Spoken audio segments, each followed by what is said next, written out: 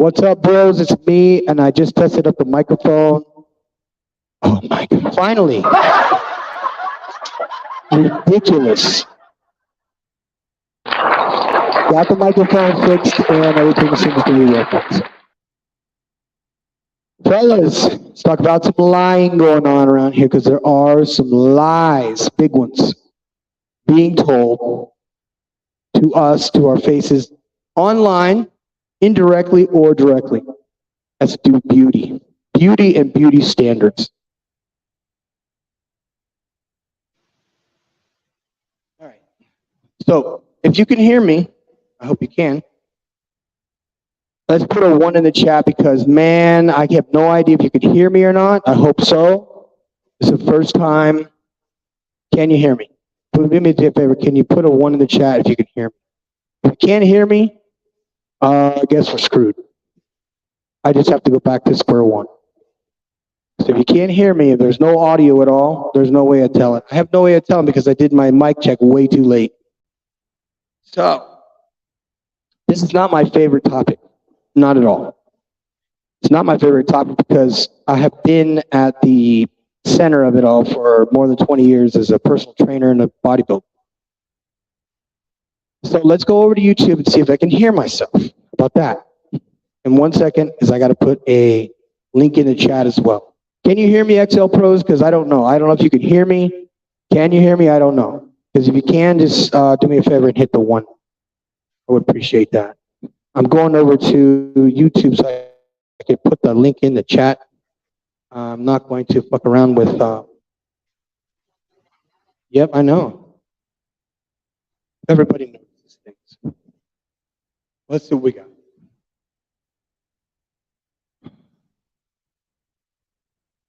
Anyway, I did want to mention something about the guys that are moving to Singapore. If you're thinking about going to Asia, don't go to Singapore. I mean, if you're a wealthy dude, because there was this 2 guys or whatever going from San Francisco to Singapore, which, by the way, if you don't know, Singapore is really expensive, like crazy expensive. So I'm checking the live audio, see how it goes.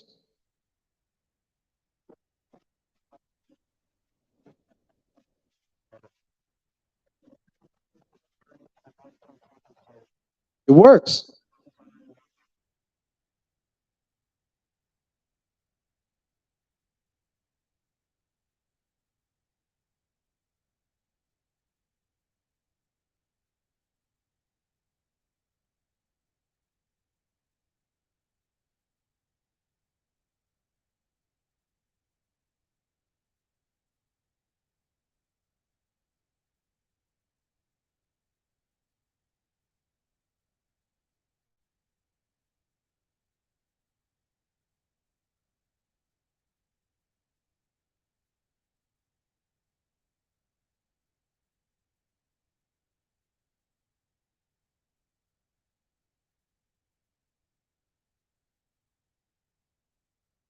You guys have been very helpful. Hold on a second. I got a copy, and I'm going to go right into... Okay, man, yeah, I appreciate that.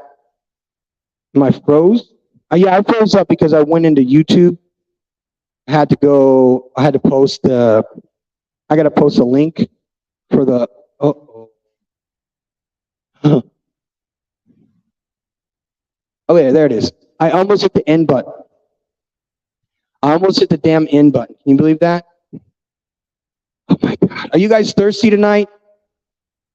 Are you guys thirsty? I'm dying of thirst over here. It doesn't make any sense. We went out to dinner. We had some major awesome tacos that were from steak. You guys see that behind me? You see that cascading look? I came up with that idea. Oh, there's the scratchy sound again. Oh my God, did you hear that? We went out to dinner tonight, and I had to God,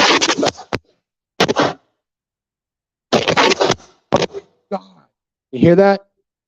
No, I had to bring this up because we're talking about beauty standards, and as far as what we as men are allowed to have standards. We're allowed to have standards.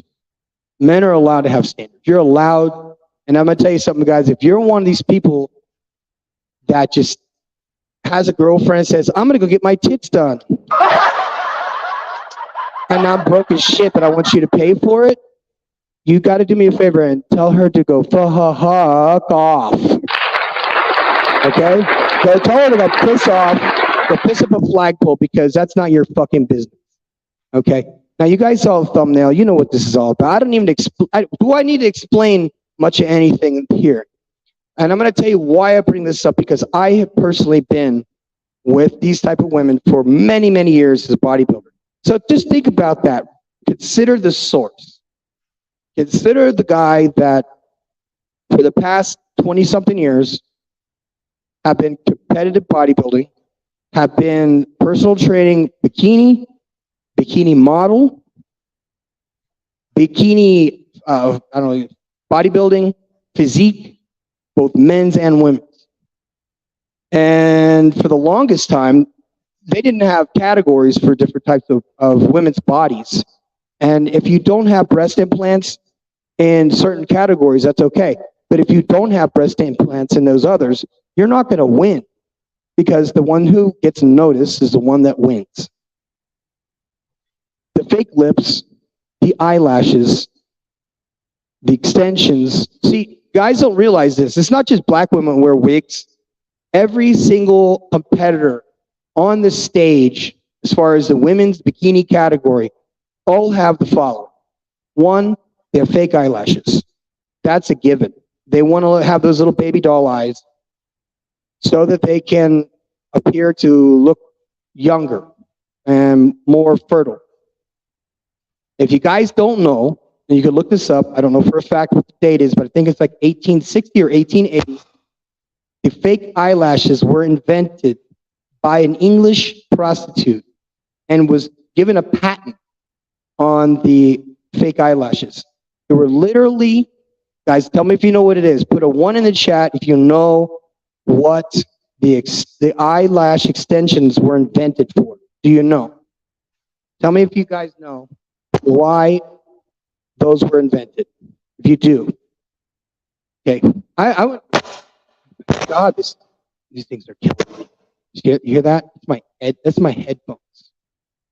Anyway, my assistant will be back on Monday, so I got extra pair of headphones for this very fucking reason, because I should not be wearing headphones that have cables. But the problem is that this is not a Wi-Fi, this is not a Bluetooth setup, but regardless. My assistant will be back on Monday, and he's got my extra pair of headphones that haven't been pulled on by 20 different dogs and have been run into by doorknobs and everything else. That's why you don't buy. You hear that? It's just me that hears that, because it is awful.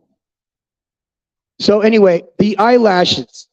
And if you guys don't know, the eyelashes were invented by a English prostitute in 1880s or 1860s. And the purpose for those eyelashes was to keep fluids from getting in the eyes. I don't know if it was a madam or if it's just another hook or whatever, but that's what they were invented for. So now the modern woman, and I'm going to tell you guys something, even long before eyelashes were a thing in the States, they were even bigger down here. Down here, where beauty standards for Colombian women far exceeds that of any American Western woman ever could possibly. Because think about this. Okay, I moved to Medellin, Colombia. The number one reason why I even knew Medellin, Colombia existed is because in Germany, we have public whorehouses in pretty much every city, any main city in Germany, because prostitution is legal in Germany or legalized. And they have these like huge buildings. And in those buildings, there are 4 to 6 to 8 floors. And on each floor is 5 like single bedrooms. Okay. And what you're going to find in those single bedrooms is probably the hottest prostitute you've ever seen in your life. Now, a reason why I bring this up, because the beauty standards that we're seeing on any of the rap videos, any of the old rock videos from the 80s, are all chicks that have dyed hair, They have fake eyelashes. They have fake tits. And now the fake asses. See, what they do is they suck the fat out of their stomach and they inject it into their ass. The only way I knew about this was because I lived on the border of Venezuela in a place called Cucuta.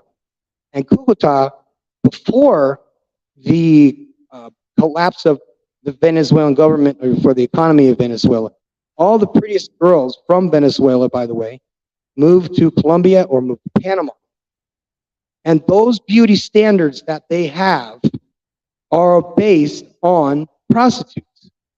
Because prostitutes knew the hook. They knew the hook. They knew exactly how to create the hook, how to reinforce the hook, how to monetize and invest into the hook. And then those who reciprocated were given love.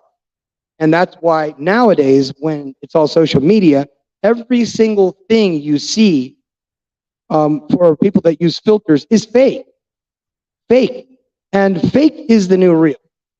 Mr. Goodbread said this in his last live, that fake is the new real. Fantasy is the real reality. And I think that's what it is that if you want to make money, you have to be able to monetize the hook. And in our case, practically every single woman that gets these procedures and puts these things on wants them for a reason that you and I might not understand psychologically. Because we would just assume they just want to be pretty. They just want to be pretty. They'll tell you that, oh, I just got it for myself. But who in the hell goes through the trouble of getting an operation that could risk your life, which, by the way, BBLs down here, my neighbor died getting breast implants. Okay? My neighbor's mother died getting breast implants. So you can understand that I could see things for the way they are. By the way, my neighbor was gorgeous. Okay? 2 neighbors. One of them was, I think she was 32, and her mother was 50. So both of them died, both having surgery, both from a similar clinic in the same area. And because they were beautiful, man. These were 2 beautiful girls, beautiful women.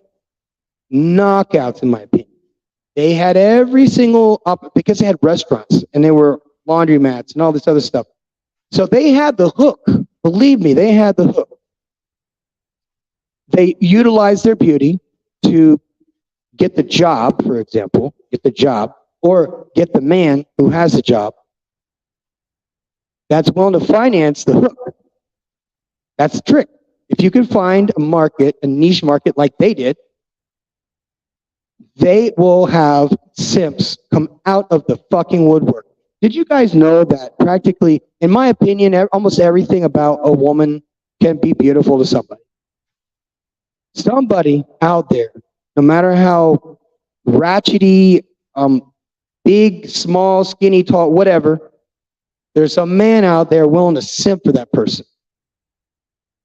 There's a man out there willing to spend not 1, not 2, but 3 months of his own salary to send that money to a woman, may or may not even be his wife, to get surgery done to impress other men.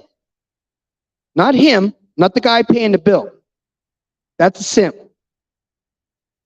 And I know for a fact that half the dudes that hear me talking are simp forces.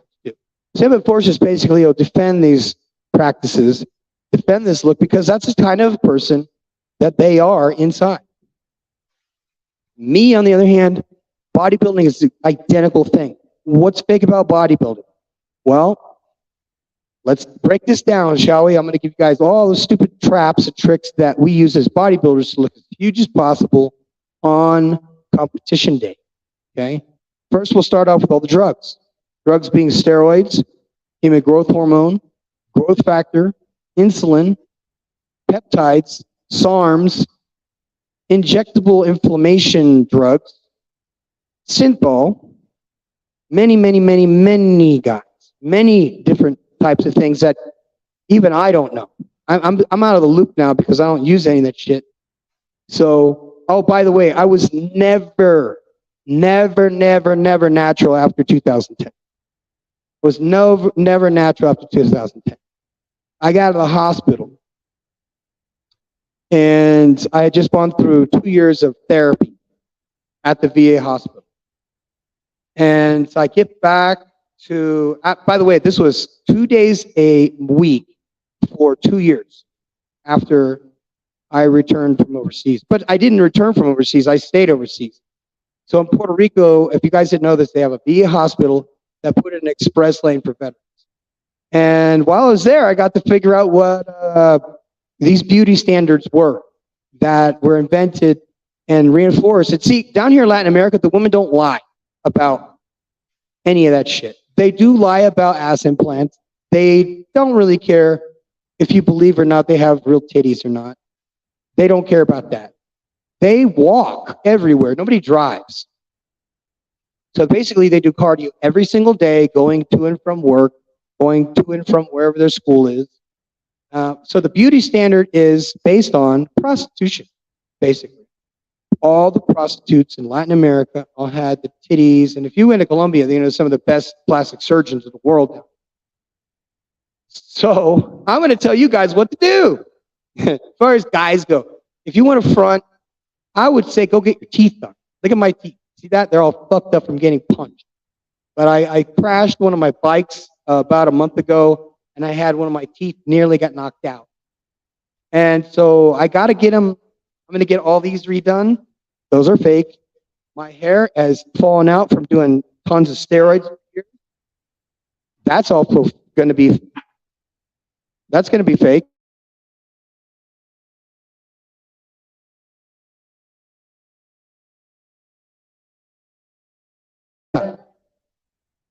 So I did all those things too.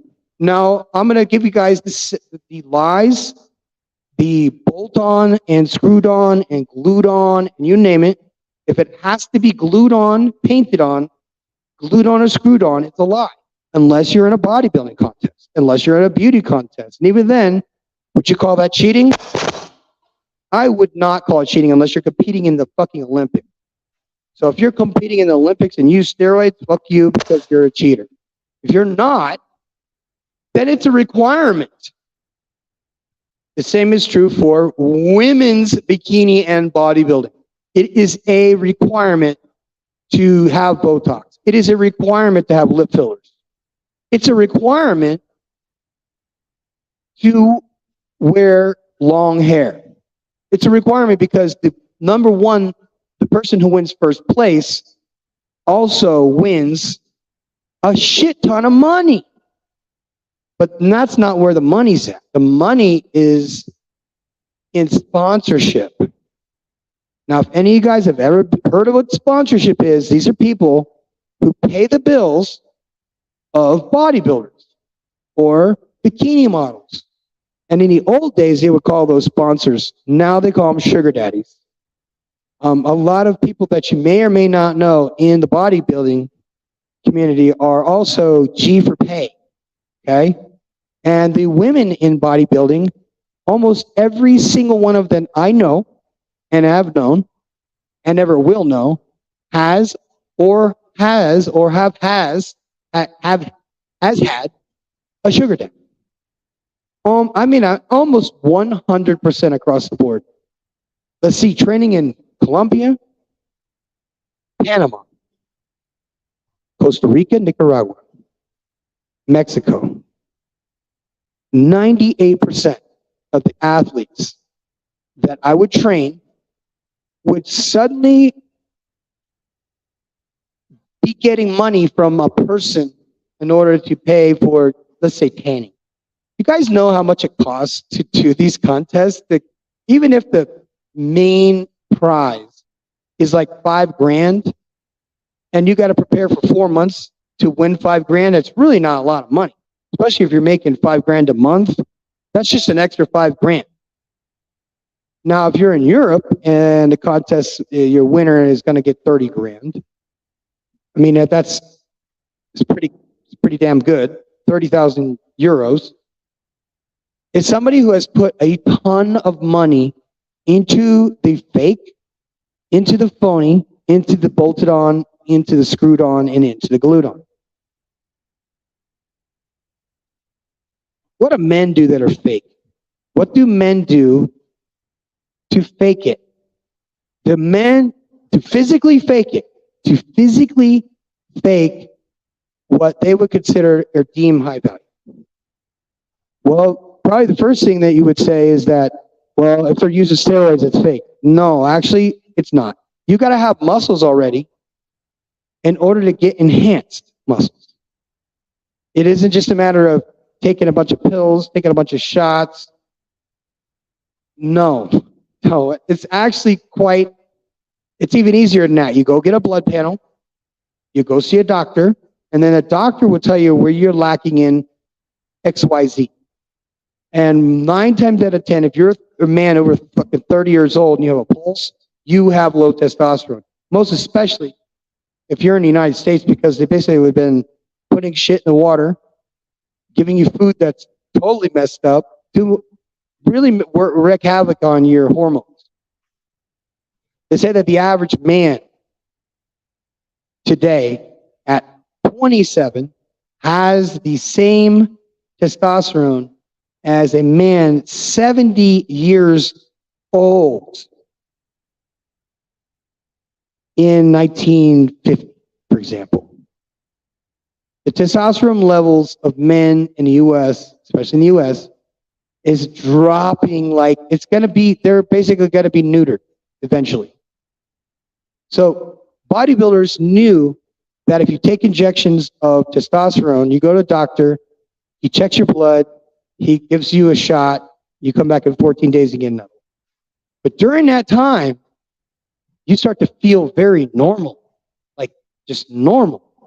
And I didn't quite get this because, I was never a guy that bodybuilded to do contests. The only reason why I did it because I always had a hot girlfriend and I was always skinny. So when I would get dudes trying to walk over me and stuff, because if you're a little skinny, it doesn't matter if you're a scrapper. You take my shirt off, you're like, God damn, he's fucking shredded. But I was so small, as far as like tall and skinny, but I wasn't, jacked and thick. I was shredded. And so the first time I ever took a shot of injections of testosterone was in 2010. I had my blood panel done. I was relatively normal. I didn't even need it, but they did say that it would help you with your mental health, which I'm all about because, man, you spent 2 years in a VA hospital for mental fucking health issues from the war. You're going to do anything you possibly can to not have to go back there. And one thing that they did teach me really well at the hospital was about meditating and doing jiu-jitsu. Because there's 2 things that you cannot fake. And the first one is that when you really, really, really meditate. Now, when I say that, all you're doing is concentrating on your breath. Nothing to do with Buddhism or anything that would be anti or against your religion. Because the type of meditation that I do is transcendental. It is the most. It's by the way, it's easy. I don't really feel like being in this life again and again and again, and all the errors I make. I know I've been here before. I know I've been here more than once. I've probably been here in at least, 150 years. So I keep getting cycled back through this life and keep making these dumb mistakes.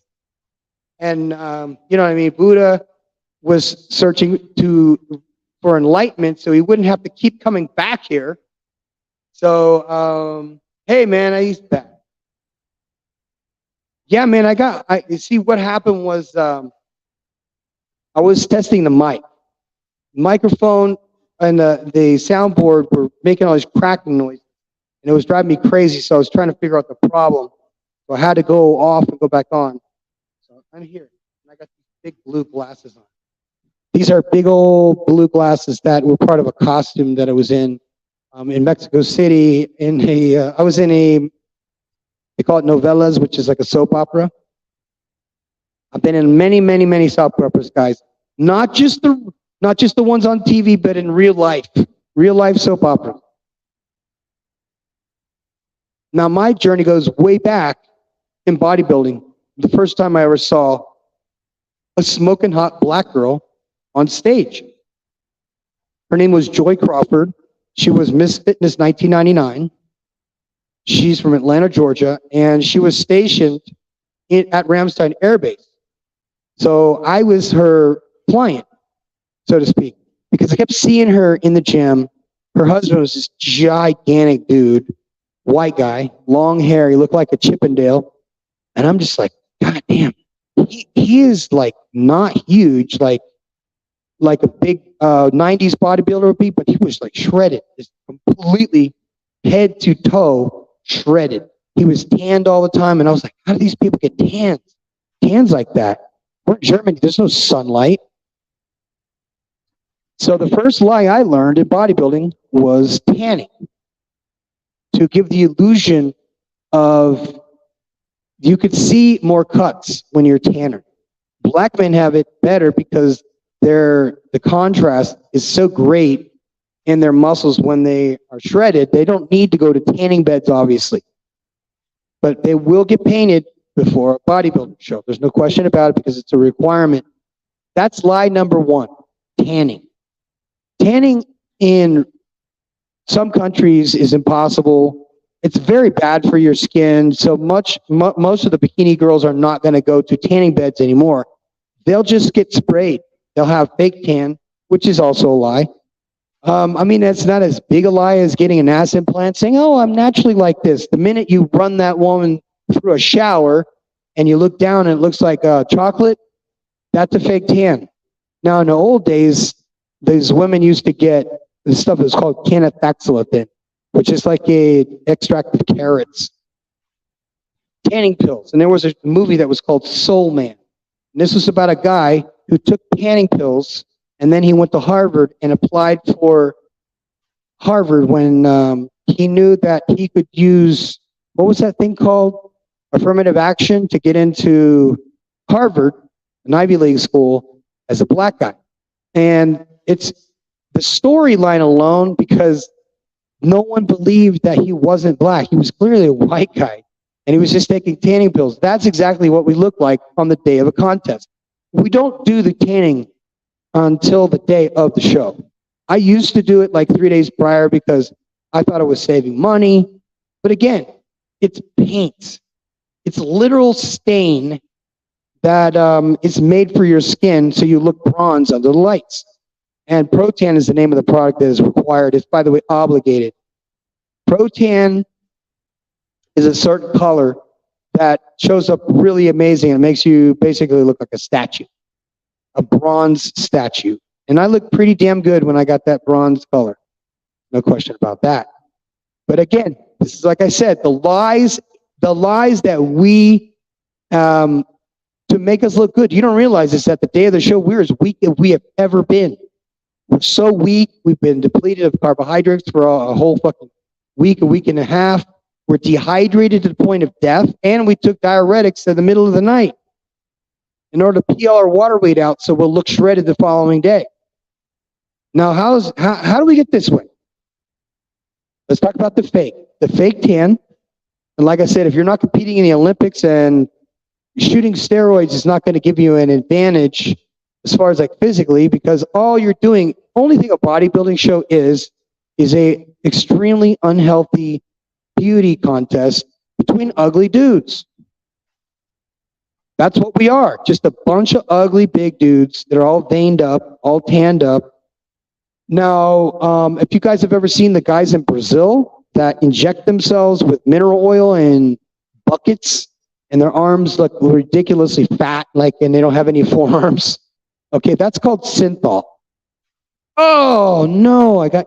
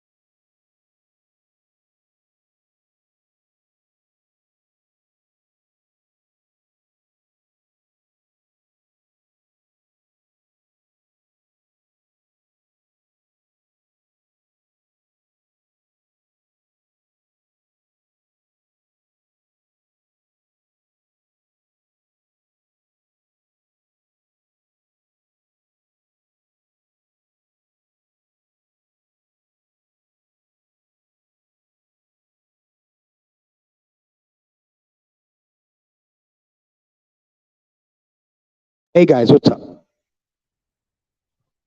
Yeah, I actually got. Yeah, I fell off. I fell off. Excuse me. I had one night this week of pure insomnia, and I'm hoping that it'll go away. You know what I mean? Today was the first day of the meeting for the academy. Nothing fake about the academy.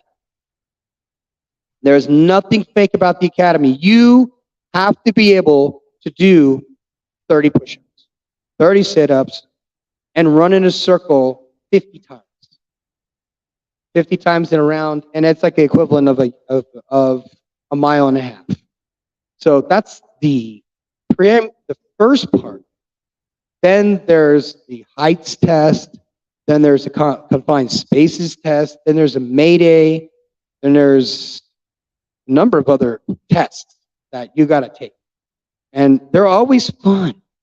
Okay, that's one of my favorite things about being in shape, on steroids or not, is that you get an adrenaline rush when it comes to working out. And like I said, I'm not going to promote steroids anymore because I don't care anymore.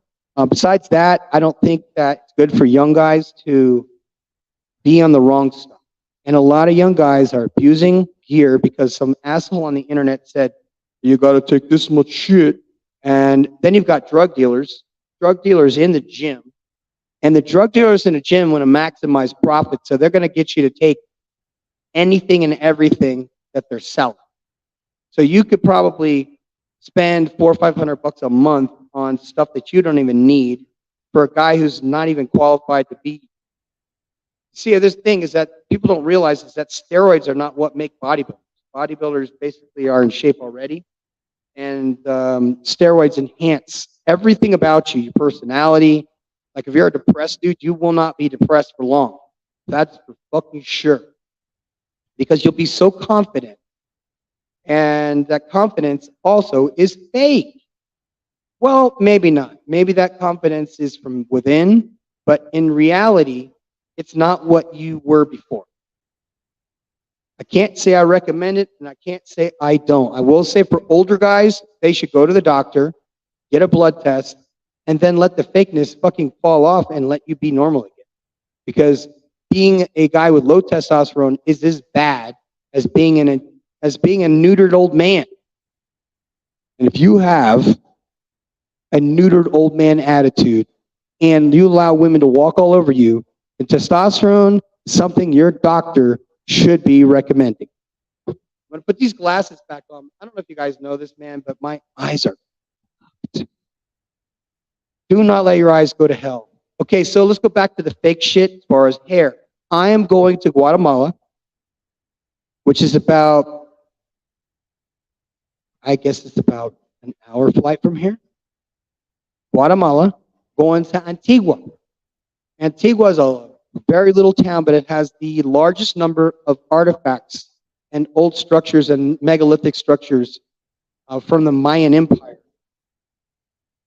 And maybe possibly from the Olmecs. The Olmecs are an older civilization than the Maya and the Aztecs. And underground, underneath all that jungle, are old megalithic structures. There's over 20 million people living there, some crazy number. I don't know. I wasn't there. I haven't done a head count. But anyway, we were invited to go down there because what I do, I don't know, just to back up a little bit, this is the truth, okay, in the lie. The truth is the way that I look as a result of bodybuilding my entire life, from not using steroids until 2010, 10, 11, was because I was competing for fun. I don't get paid to do this, okay? I was competing because I was like looking at it as a challenge. I'm always looking for a challenge. I don't like an easy life. I think an easy life is boring. And I don't want to be depressed because after the war, I mean, what the hell else are veterans going to do? Go to the fucking moon, walk on the moon and go, well, that was fun. What now? Let's go to Mars. Veterans that drink and smoke and chase hookers and don't leave their house die young. The problem with veterans is we're too goddamn antsy and we got to get out and about. So a lot of times a retired veteran will get into bodybuilding just to go work out and hang out with friends. And then, of course, for all the chicks they can handle. Because that's exactly what happens. You see, here's the interesting thing, is that what are the types of men that are attracted to these type of women? Well, probably all men are attracted to these type of women, but what are the type of men that get these type of women? I'm one of these guys because, let's see, if you're a 6-foot dude and you weigh 225 pounds solid, and you're under 10%, then you're part of a very small percentage of men that get 90% of the women. Case in point, guilty as charged. That's me. So for 20 plus years, I have been focusing on the fake. Focusing on everything I could do to do things, to cut corners, to be fake. Meaning fake, like we said before, fake nails, fake hair, fake lashes. These are not fake muscles. I had muscles before any of that. But it's when you get to the pro level, meaning you've only gone as far as you can to the amateur level, you won all the contests, and now you've got your pro card. You're on your way to the Mr. Universe contest, which is in Orlando. I won Mr. Jalisco. Excuse me, I placed in the top 3 in the overall.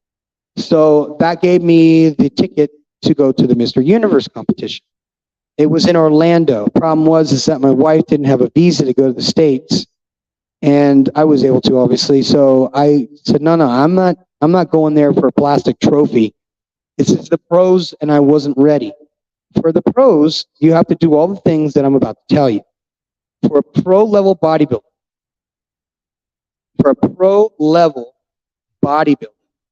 as in a person who has won contest as a natural amateur, got into doing the juice, you'll win the overalls, you start making money, and then you start competing all over the fucking world or all over states. Those pay very minimal. And when you get to the pros are a different animal. That is nothing to fuck with. See, pro level, these guys are taking insulin. As in, for diabetics, you'd be like, why would you take insulin? Insulin has this synergetic ability that works with growth hormone.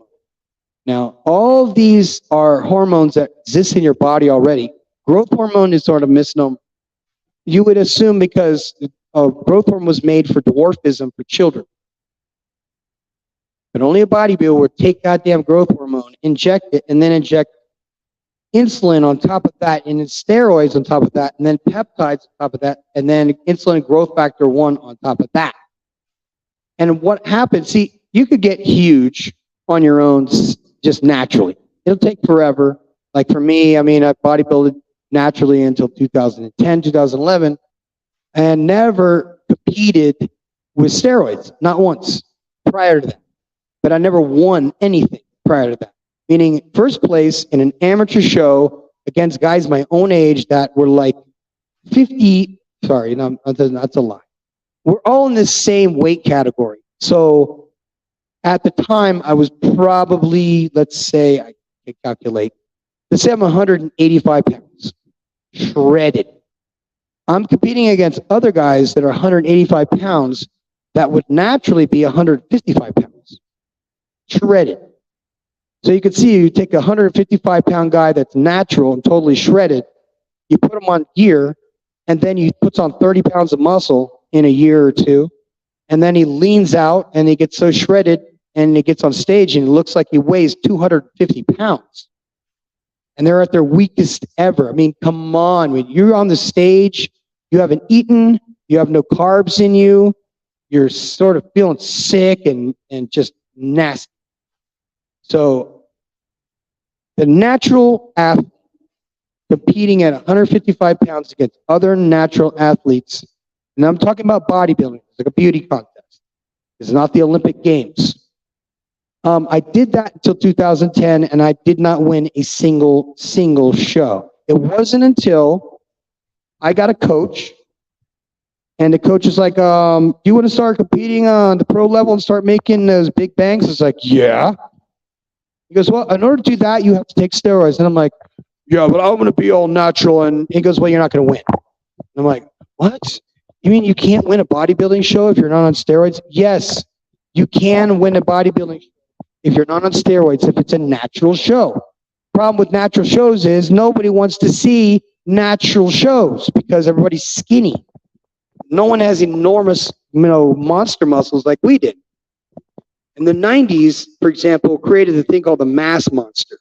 And that's dudes that are so crazy big and puffy and just jacked. I'm not talking just a little bit jacked. I'm talking about dudes that have veins in their back. Their thighs are bigger than most guys' chest. And they're so big that their legs rub together. They can also squat 600-700 pounds, which is like a Volkswagen, without a problem.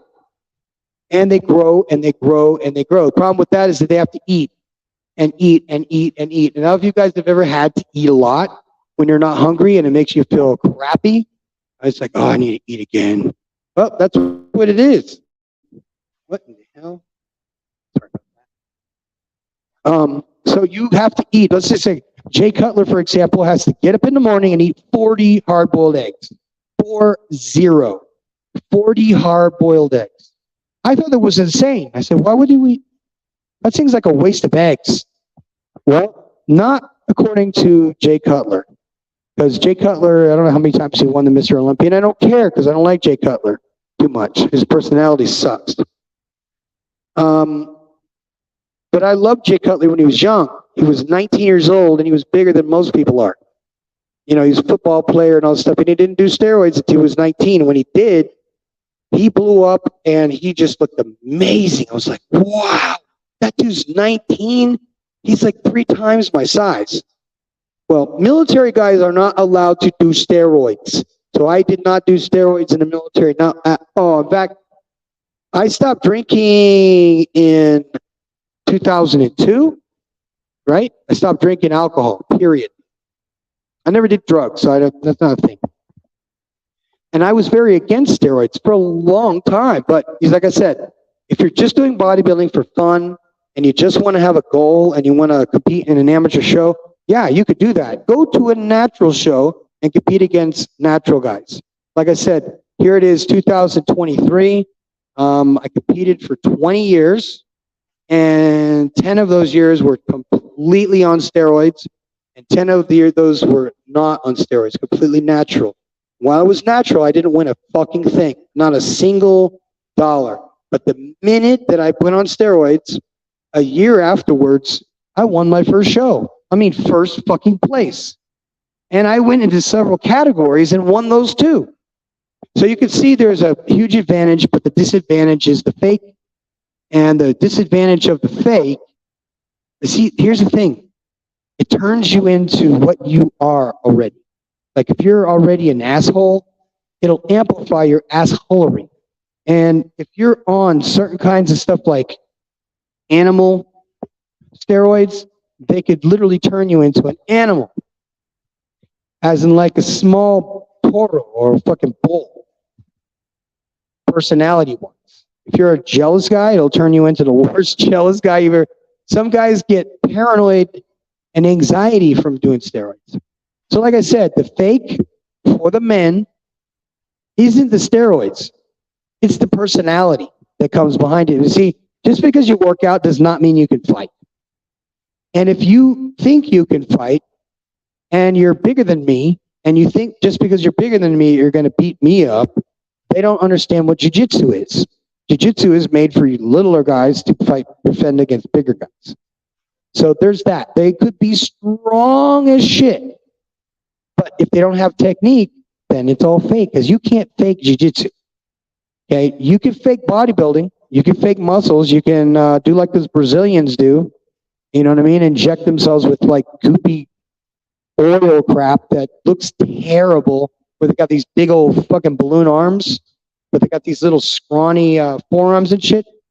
My forearms are exactly, if not identical, to my biceps, triceps, and the rest of my arms, because I always trained everything the same.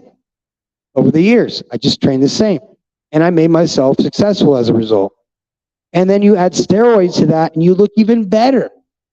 So you can see why the attraction for a woman to get breast implants, to get Botox, to get liposuction, to get ass injections, to get a BBL, to get titty implants, to wear hair extensions, to wear long fake nails. Those are all fake. All of them. Every single thing that you have to bolt on, glue on, screw on, paint on, inject, or implant is a lie. And I've met a bunch of liars. Me, I always admitted to it. Always, always, always admitted to it. No one could say, oh, professor, he's like trying to pretend to be a natural. No, I know what those people are like, and I'm not like that. Call me what you wish. One thing you will not call me today is a liar. No way. No, sir. Back then, yes. Because what steroids will do to a man is it'll make him super alpha, super arrogant, super everything about this man times 100. And as far as attitude goes. So we got it too. Okay, you think sisters got an attitude? No. Bodybuilders on steroids that think they look good or think they're tough, they have an attitude. And I know for a fact because I've been the guy. I've been that guy. So you are not going to get any lies around me right now. You're not going to hear any lies out of my mouth about this guy because I openly admitted to doing gear while I was there competing because it's a requirement in order to win. So I appreciate most guys that decide they want to be a lifelong natural. Lifelong naturals do not need to be competing in bodybuilding shows against other people who are not natural. And just for the record, you guys, the people that say they're natural and that are on Instagram and they look amazing, it's either Photoshop or they're on steroids. If they're actively participating in any sport professionally, they are on steroids. Okay, they do have random tests when you got a competition coming up, but for the most part, NFL, NBA, even golf, people are taking steroids. And there's really not much you could do to slow that down because it continues to be a sport, it continues to be a thing. And then there's this other thing that's called EPO. EPO is a drug that is made for kidney failure. As in, your kidneys produce and filter certain things and chemicals out of your body and produce oxygen to oxygenate the blood. And if you have kidney failure, meaning one of your, you have renal failure, which is what it is, your creatinine levels, which is not creatine, creatinine levels are excessive for periods of time, you could actually shut your liver, your kidneys will shut down. And if you can't get a transplant, actually you wouldn't need a transplant, but you could be a person running around with just one kidney. And that EPO stuff costs per week about $450 US. So you do the math. And that's for cyclists. These are people who ride in bicycles like Lance Armstrong. Okay, so what they do is they have a panel done, a blood panel that shows them all the nutrients they're missing and the ones they need to improve. And then, in addition to that, they say, for your genetics, this type of cycle will work best for you. And they'll pick something like Winstrol or Dianabol or Equipoise or Trenbolone or just straight testosterone, or you know what I mean? It would just be a plethora of different drugs that will take to a certain type of person a certain kind of way and make them huge as fuck. So that is the nutshell of most stuff that men do besides hair transplants, which, by the way, Guadalajara, you've heard of Guadalajara? Okay, Guadalajara has hair transplants. And what they do, I'm going to demonstrate here, they go ahead and they shave your head, and they will take the hair out of a line in the back of your head, right there. And they'll take that and they'll just start putting hair by hair. They'll sit you in a chair and they'll just draw a line all the way across with your own hair follicles. And it's like a sewing machine, really, or a tattoo gun. And it's like sucks out one and then puts it with the root in there and everything right here. So that's a hair loss thing, guys. And from the looks of my hair, you see that? And you look to the back. see the top of my head. So you see the top of my head, and you see I got this big ass patch on the top of my head. That big ass patch on the top of my head is from a hormone called DHT, dihydrotestosterone. Dihydrotestosterone is what converted from testosterone. And what it does is it attacks the hair follicles in your head. And once they fall out, they're dead. They're gone. They don't come back. Post. Some of you guys are lucky. Some of you guys have genetics that doesn't make your hair fall out. I am not. That's it right there. That right there is a direct result of steroids. The other things that affect dudes is your ball size. Your testicles will shrink up to look like raisins after your full-blown cycle. That's not a bad thing because you go back to normal when you go off cycle. But as far as it being fake, no, you have to be in shape in order for steroids to work.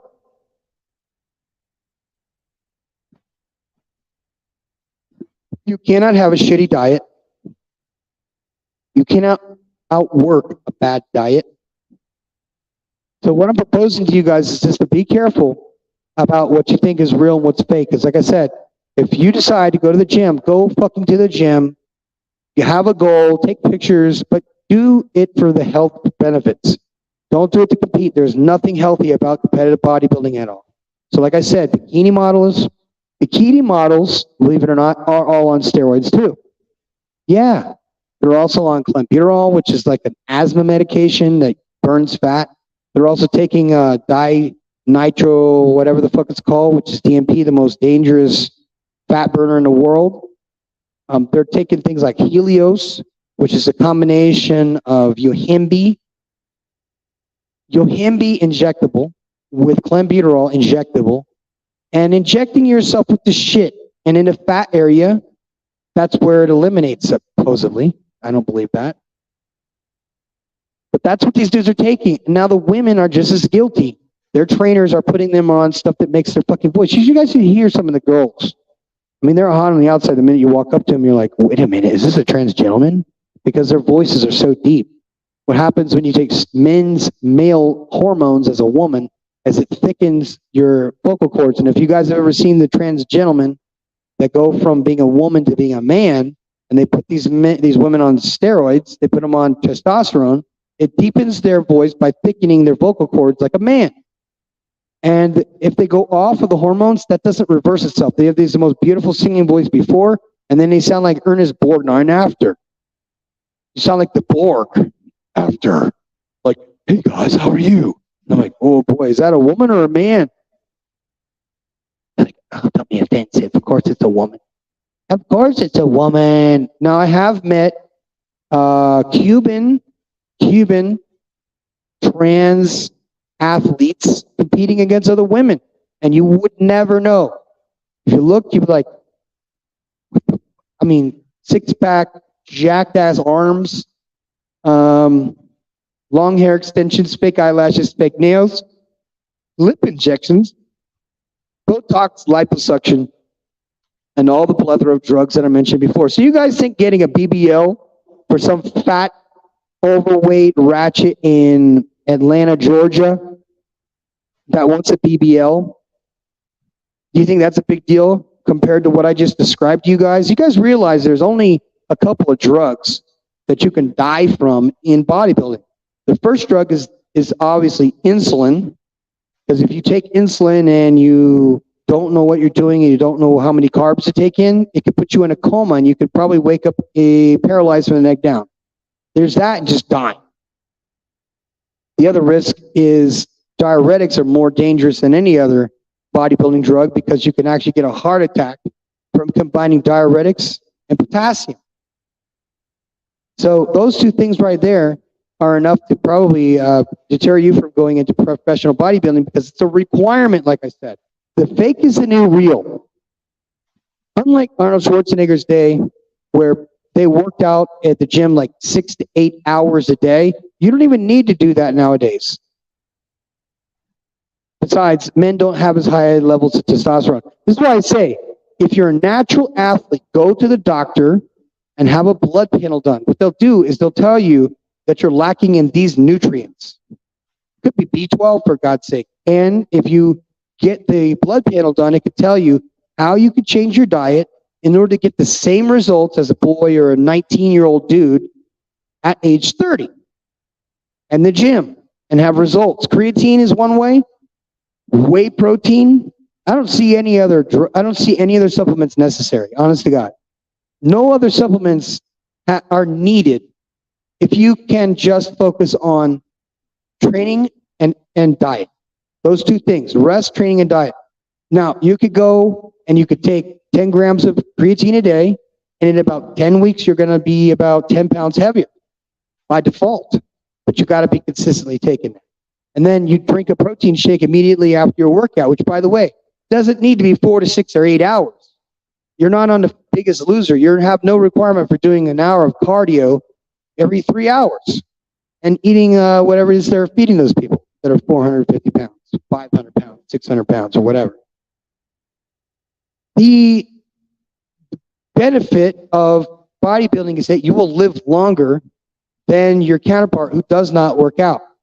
Your counterparts that don't work out, and they're lazy bastards that do not work out, who do not care about diet, they're going to die young. I am not, because if I fall, I got enough muscle around me that I've had all these years to protect me. Like, I crashed one of my bikes about a month ago.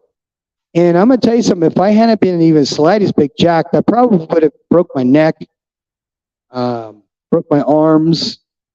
I said arms as in dual.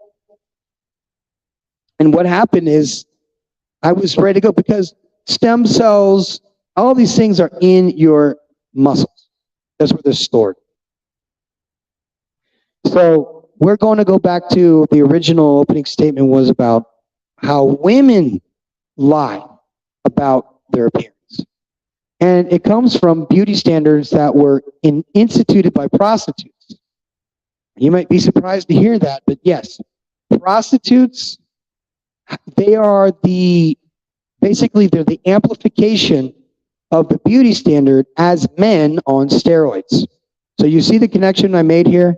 You see where you see where I understand why everything is a fucking lie? And if you have to paint on or you have to put contacts in to make your eyes green when your eyes are brown, these are lies. That's what they are. They're lies. It's lying.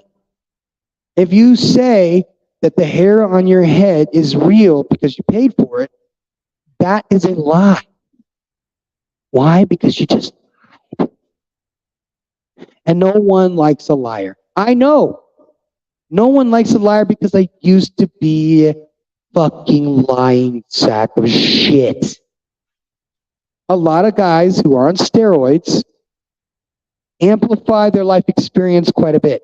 Military guys that have a mediocre career and have never been deployed anywhere. I hear them. They're fucking liars. If your DD-214 does not have long tour, short tour, any campaign ribbons, you're a liar. If you say that you've been anywhere and you haven't. Those are things that are not even debatable.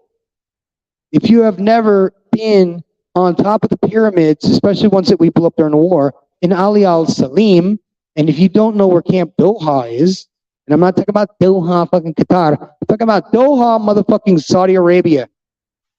If you know where Ali al-Salim is in Kuwait, okay? Did you know, since we were there, they put in a fucking McDonald's? See, only dudes that have been there would know what that is. Do you know who TCNs are? Anybody know what a TCN is? Of course you don't. Because those are only things that people who have been there can testify and say, the TCNs used to have me come by, I used to come by every day and go, picture, me, you, picture, which means they wanted to take a picture with you. Now, back in those days, we didn't have cell phones with cameras on them. Got to remember when the war started, guys, long before the internet. Not far. But these things were in place. When you get a tan, that's your first line. When you get a hair hat or hair extensions, that's your second line. When you get a spray tan, that's a third line. When you get fake tits, that's another line. When you have liposuction and have the fat sucked out of your stomach and injected into your ass, which is, by the way, very painful, and it requires something like 30 crazy days of nothing but massages and anti-inflammatories and antibiotics, you don't die if you make it through the surgery. Which, by the way, I don't even think they knock you out for that. The injections are they liposuction you out, and it's a laser thing they do. I don't understand that, but they liposuction it out and they inject it into your ass. That's how they do basically the alternative to ass implants down here, because I guess implants cause cancer of the ass. Isn't that crazy? So there's your lie, man. There's your lie. Now I'm going to tell you guys the truth, though, about the Colombian girls. Is even though they have all this work done, it doesn't make them prostitutes. A lot of them just like looking like prostitutes, which a beauty standard, if you will, is a small waist size, 220 pounds, long hair down to their butt. I mean, that's practically all of them. And a lot of girls are real because they grow their hair for years and years and years for that reason, to attract a man. And if they don't attract a man, they're going to be an old maid. But that ain't happening in Colombia. Because they better fucking believe that every one of them has their old boyfriend from high school in the barrio. And that guy that when you're not at Medellin, you're back in fucking Alabama or wherever, Mobile, or you're back at Herbert Field, in the Panhandle there. You're going to go to Pensacola Air Station? Okay, great. She's back in Medellin. Doesn't mean she's getting run through. That's the thing about Latinas down here is they don't get run through. Like, you go out of town, they're going to go get all these different guys. No, it don't work that way. They have an intimate relationship with their high school boyfriends that you can't compete with. Or, if they're a single mother, oh my God. If they're a single mother and their guy was a good dude, you better fucking believe that he always has a place in her goddamn bedroom and in her bed. Always. So there's that. So back to the line. So let's talk about liposuction. Liposuction is the biggest excuse that people have for not working out. They could just get liposuction. That's like a person who just says, you know what? I'm not going to remain a virgin and get married to my husband of my dreams because I can just fake it, right? Well, in Turkey, you can't fake virginity. As a matter of fact, in Turkey, this is the process. If you, let's say you, King, we're going to say you. King Sigma goes to Istanbul, Turkey, or goes to Bursa, Turkey, which is, by the way, all blonde hair, blue-eyed Turkish women because their families are from Bulgaria. Sorry about that. And they have blonde hair and blue eyes, but they're all Turkish. If you don't know about Turkish women, they're as beautiful as Colombian women. They're almost indistinguishable. Like genetically, they look identical. Only difference is one speaks Turkish and carries a knife. And when you get married to a Turkish woman, which you're not, because you're not Turkish, unless you're Turkish, you're not going to marry a virgin from Turkey. They're just not going to allow you to do it. I was able to land one because she had already been married. She was a single mother, and it was the 90s. And so that's how I got that one. And she was a pain in the ass. She was ratchet as fuck, too. Oh, my God. All the attitude you could imagine. Just like, the most worst ratchet Karen or whatever, that's what this woman was like. Just ratchet as hell. So, that is the bullshit. Okay, in Turkey, this is the lie. In Turkey, even the prostitutes don't have sex in the vagina. They have sex in the mouth and the ass. And those women are called Natashas. And they're typically from Poland or Russia or Ukraine. All the prostitutes in Turkey are not Turkish. They are from Eastern Europe. Did you know that? They don't even pour out their own women because the potential for the possibility of having a virgin wife is so much greater in Turkey than it is anywhere else. Well, in the Muslim world. You're going to get a virgin in the Muslim world. First of all, you're going to probably pay a dowry or something like that. But the thing that might freak you out the most is the day of the honeymoon. Put a 1 in the chat if you guys would like to know exactly what happens during the honeymoon of a Turkish couple. Please do me a favor and hit the like button, because you know what? The algorithm is actually working for me now. And as of late, we've been getting some action and some traction. And it's bringing a lot of things that maybe you guys don't know about. You may want to be a passport bro or an expat, or maybe you're a veteran. I'm with Veterans Without Borders, so there's really no getting over on us, man. Veterans Without Borders lives in Turkey, so you guys know. Live in a place that is called Anatolia Tasaray. You guys have seen pictures of it. It's beautiful. It has blue water and very beautiful white caulk buildings. What happens on a Turkish wedding night? Well, this is what happens and by the way, there is a big difference between the east of Turkey and the west of Turkey. The east of Turkey is more hardcore Muslim, and that's where they have what's called the PKK, or the Kurdish people, which are far more Muslim extremists than the ones to the west. So the west is the east, yeah. So the West Turkey is very much national, very westernized. They don't wear abayas, they don't cover their face. They wear regular clothes just like any other regular woman in the States.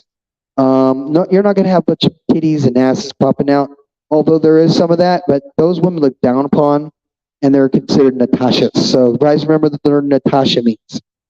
So like I said, even the Natashas are not having premarital vaginal sex, because on the day of the wedding,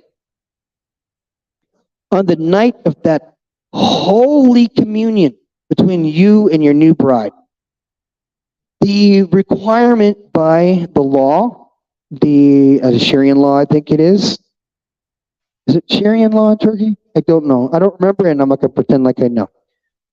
I don't live there a long time, guys, but my son is Turkish. That's one thing, I'll tell you that.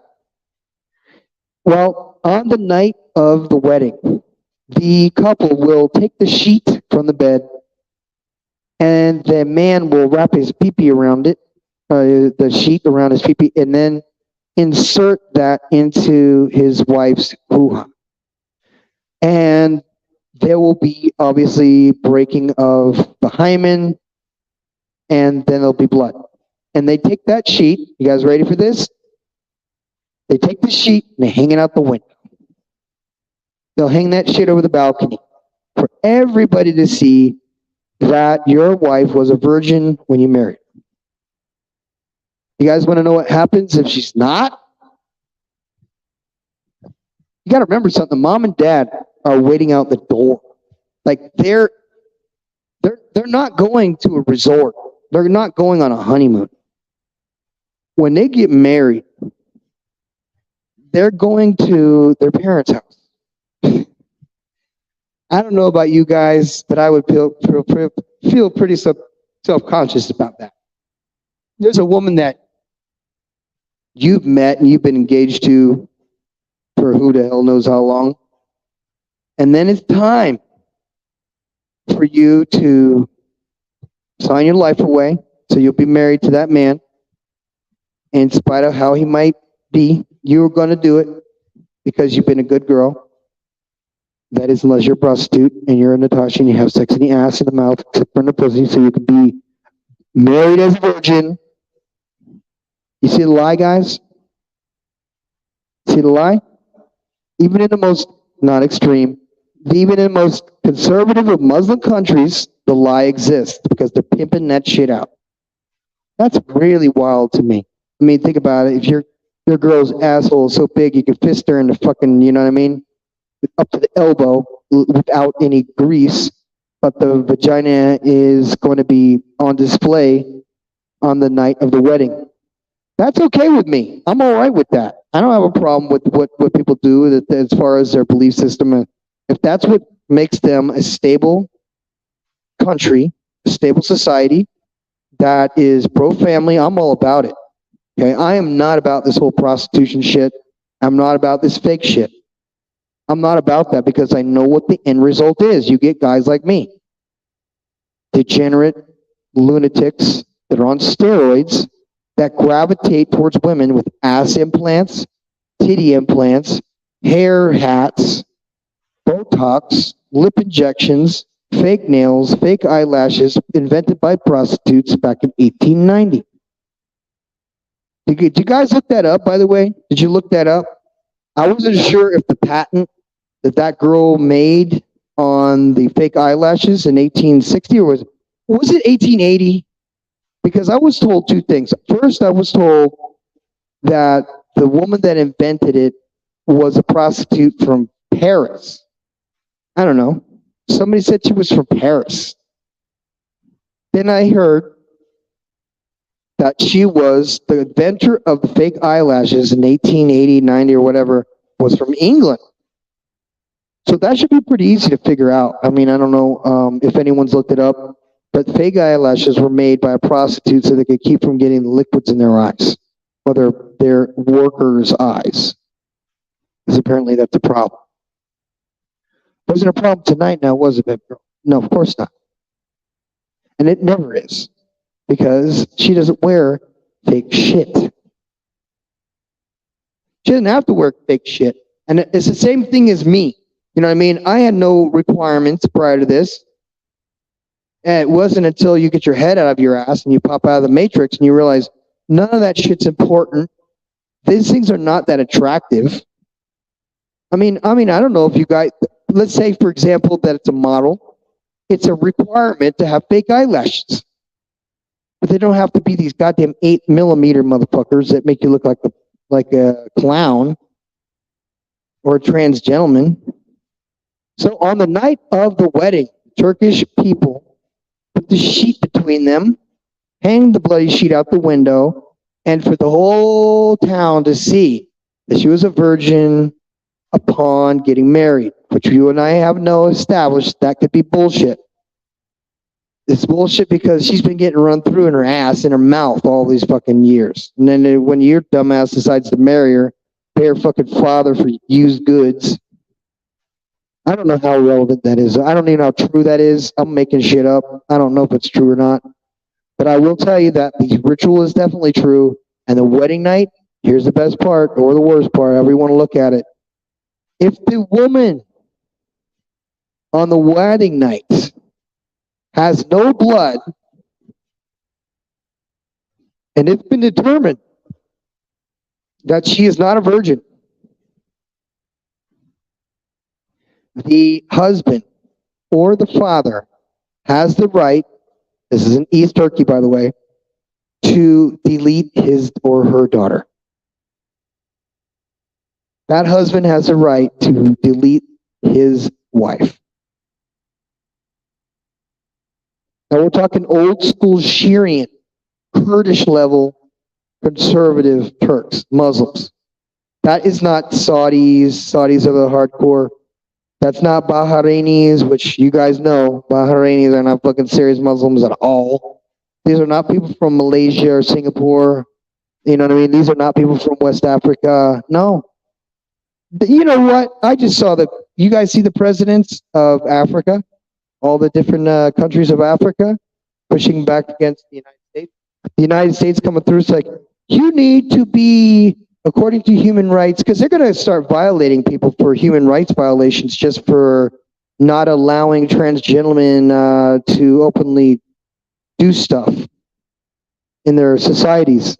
They were never allowed to do that before. It's part of their constitutions to not allow them to do it before. But because the United States gives them money and bribes them to give them, okay, here's the thing. U.S. gives these countries that would be considered third and fourth world countries millions of dollars. Michelle Obama did it. Kamala Harris just did it.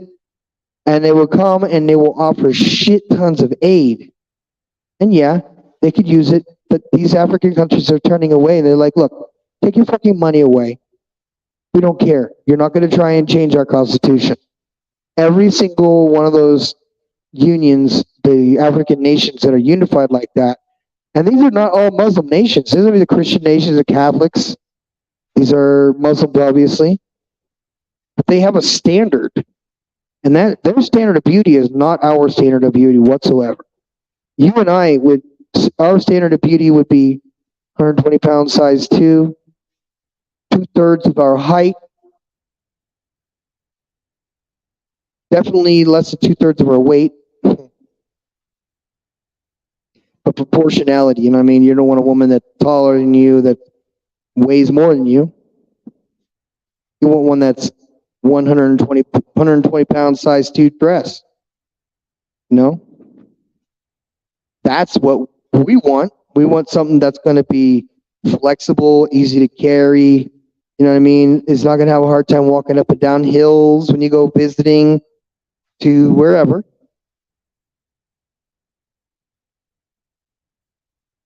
And I would say, so what do you think about that? That's pretty crazy though, right? Turkish women are required to be virgins when they're married. If they do not comply with that, the father or the husband has the right to delete them. Now imagine that, if you will. I'm not deleting my daughter for sure. I don't give a shit if she's a pain in the ass. I ain't doing nothing. I know she's not a virgin. I have a better boyfriend, somewhat, indirectly. So you see Muslim countries, African countries, Saudi Arabia, Kuwait, Bahrain, even Bahrain. I mean, even Bahrain, you're not going to be finding a Bahraini that is not a virgin, that is not married. There's just not, there's just no, they don't exist. Doesn't make any sense. Isn't that crazy that it doesn't make sense for a woman not be promiscuous because of their culture? Can you imagine the United States doing that? Like not being promiscuous, not being a 304. Because you are not against God. And that's the only way I could break this down or narrow it down, is that most women are rebellious against God. Because when you meet their father or you meet their non-father, is the reason why they dislike God is because their interpretation of God is the parallel of what they think about their fathers here on earth. And if their mother ran them off or alienated them, or like the third generation back, all black men abandon their kids, man, that is a boogeyman from 3 generations ago that has been perpetuated on the mothers and the mothers of today and their mothers. So you're looking at 3 generations of the boogeyman. 3 generations of black men ain't shit, black men abandon their families. Yeah, some do it, and then there's some that absolutely don't do it because they get ratcheted out of their house and they're alienated. Happens in the white community, definitely happens in the Latino community. I don't know about anything about the Arabs doing that. Arabs don't do that. The Asians don't do that. It's just white people and black people that do that. That is because the laws are the way they are, they set it up to set a man up for failure. Set a man up for failure to bankrupt him and to punish him legally if he doesn't comply. Again, and there's fucking fakest shit about this, is that even though you could have 50-50 coverage, 50-50 visitation, none of this is required to go through the family courts. You guys know that? It's not required for the woman to put you on child support. It's not necessary. It's not a requirement in the law. Like in Florida, they're run by the Department of whatever jerk-offs. All right? They will send lawyers to support your wife to fight you in family court for free. And I know some of you fucking perverts. And I've seen you walking around. I know you come from a hell of a mother. I know you come from a hell of a mother, and you came from a hell of a mother that alienated your father and lied to you and said your father won shit, that he abandoned us, and you know what? I'm going to tell you why he left. She hired some dudes to beat your ass. And it wasn't just some dudes off the street. No. She is a professional fight promoter. That's Dirty Folks. Dirty Folks said they are professional fight promoters. Meaning, there's a guy who's going to simp for her, no matter how bad her behavior is. No matter how fake she is. No, how big a liar she is. All that fake shit, all that bolt on, screwed on, glued on. Hey, you know what though? I'm going to be guilty too. If you weren't listening to me earlier, I'm going to tell you now. I got to a bike wreck, jumping some jumps. So I was able to bash my face in, break my nose, and then knock my fucking mouth loose on the concrete. So now I am going to Guadalajara and getting my hair fixed after I get my teeth fixed. And that's not, you know what I mean? This is not an ego thing. Not for me. I can live with it without it. I've been all this time without it. Don't matter to me one damn bit. But if I can improve my looks just a little bit, and just so you guys know, I'm 50 years old. You didn't know that. I'm 50. And I'll be 51 this year. Thank you, Jesus. But I know that I've been in shape my whole life because I stayed in the gym and I do cardio every morning. It's just the way it is. You've got to do that. You have to eat. And you have to be able to sleep, which I have not been able to do. And that doesn't mean you got to take steroids in order to be normal. You want to be in shape? Got to get your blood panels done because you could be deficient in anything. It could be magnesium. It could be zinc. And those things have been proven to help you. I mean, B12. It's like day and night for me. If I'm low in red blood cell count, I can almost tell it. I know myself so damn well. But the fake of, think about this. I'm just going to give you guys a breakdown of the cost of what it takes in order to be fake. So I'm going to call upon Team Fake Gear. And we're going to talk about the women's side now, since we talked about the men's side. Now, let's do some math. In order to work this game, and you're going to be gaming it, and I'm talking about the women's side. Your initial investment is $5,000 US. So your investment is into some Botox and some lip fillers. Because anybody that's looking at you from here up is going to see those things. They're going to see that you have these beautiful eyebrows that look like rainbows and you don't get mad. And your lips look like hemorrhoids or duck lips.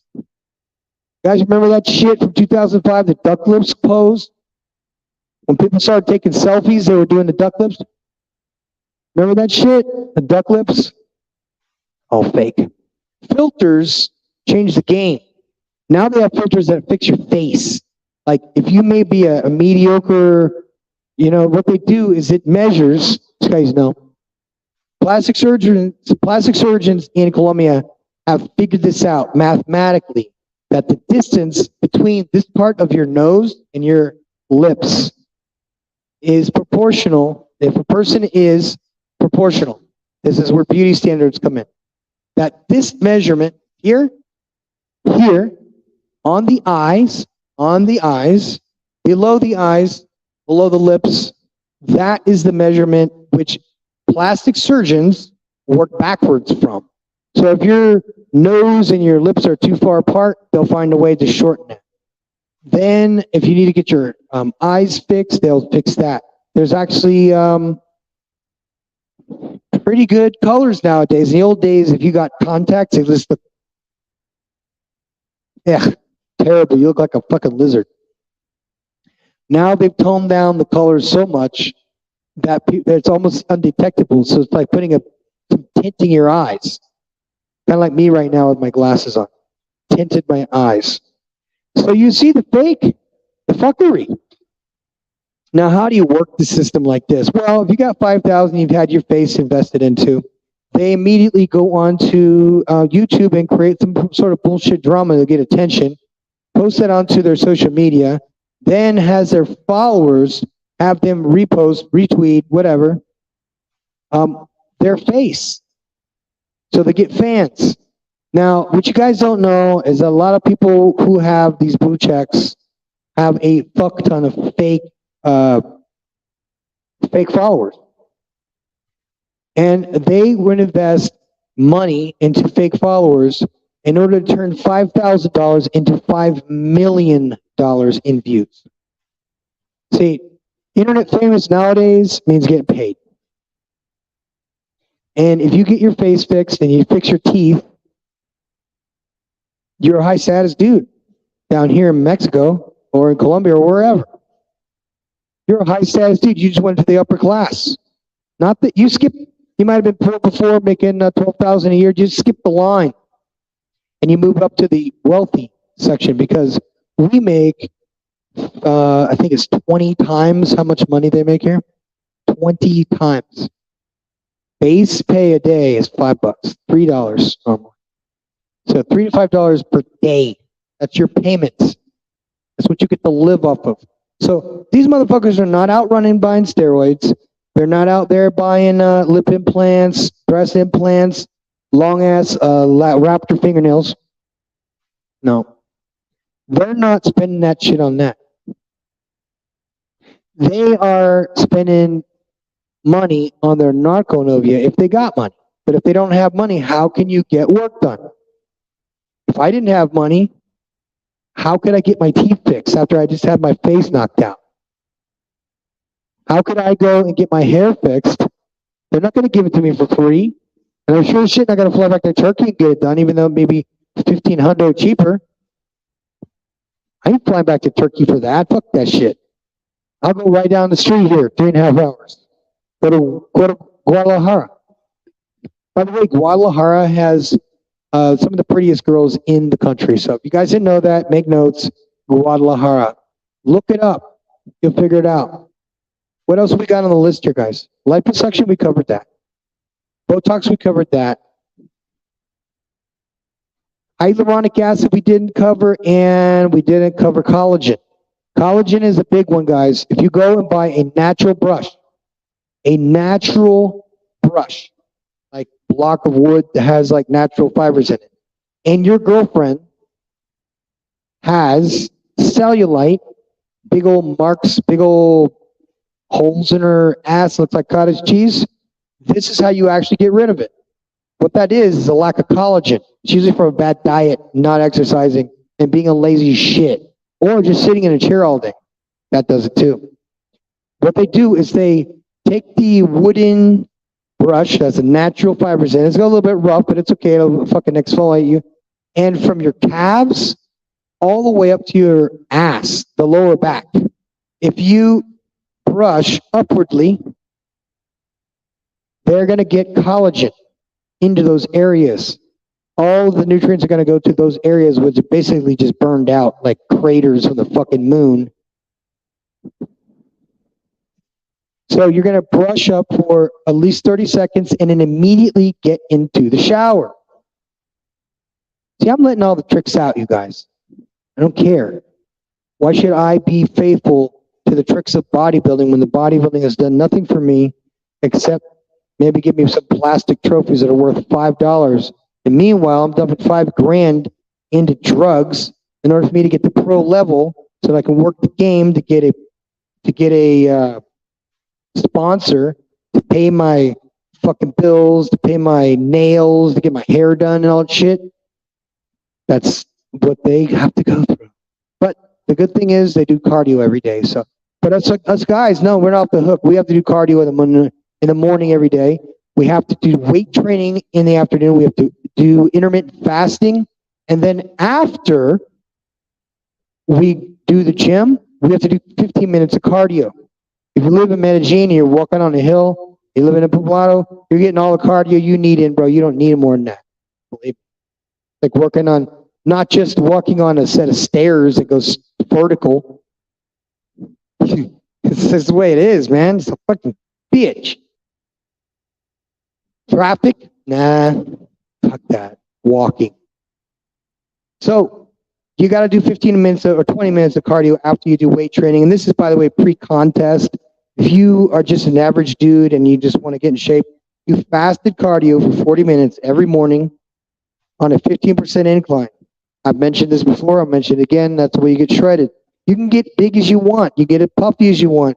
You can look as big as you want. But if you do not do cardio, your body fat is going to be high. You're going to look big, but you're not going to look lean. Bodybuilders are not impressed by size. And judges aren't either. They are impressed by how dry you are. And if you're dieted down hard, you have visible abs. You know what I mean? You'll have a visible lower back Christmas tree. You'll have biceps that are bigger than mine. But this is the way it is. And bikini girls are going to have breast implants. They can't compete without them. The bikini girls are going to do steroids. Their trainers are going to put them on them. So there's the fake is the real.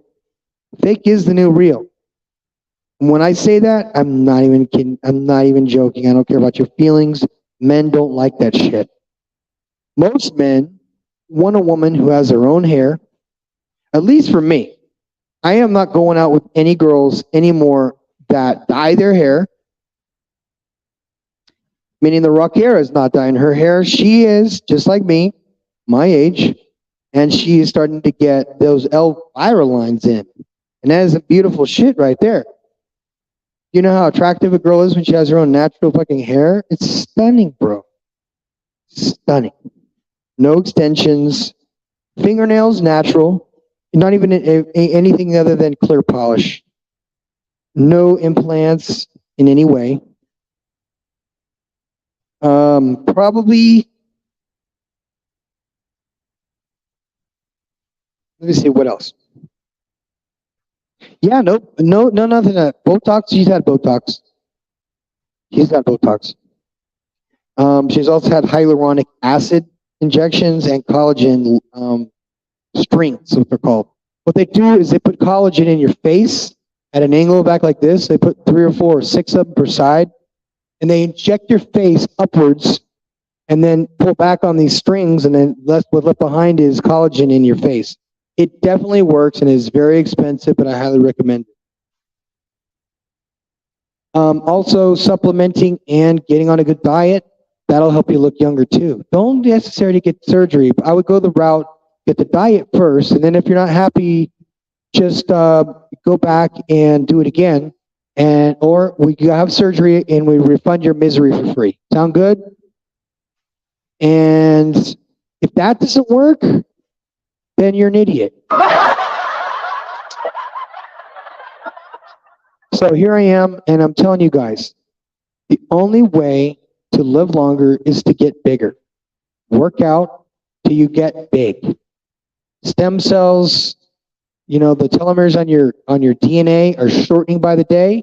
That's all reversible now, guys. You don't even know this shit, but it is reversible. So if you work on your fitness, you work on your health, work on your appearance, you're eventually gonna find these things out real quick. Anyway, let's say what else we got. I do want to thank XL Pros too, by the way, for the $75 donation for our kids program.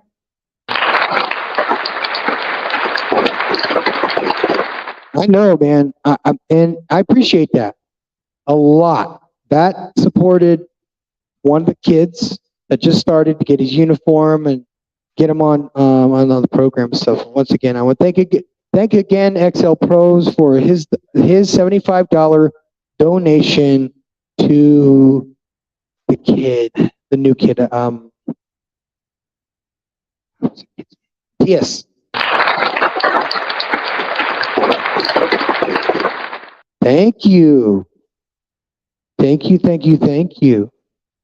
Yeah, this is it, man. I mean, just think about this. We're correcting our genetic errors a little by little, and that's totally fine. We were allowed to do this stuff. And again, like I said, I'm not gonna lie to you about the stuff I've done. I'm not gonna bullshit you. And then, like I said, most athletes at the pro level are on steroids of some kind, even the women. So whenever you simps are gonna stop giving these girls money, you know what I mean? They're gonna stop giving you attention. You gotta start figuring out all you gotta do is get big and you get your own attention.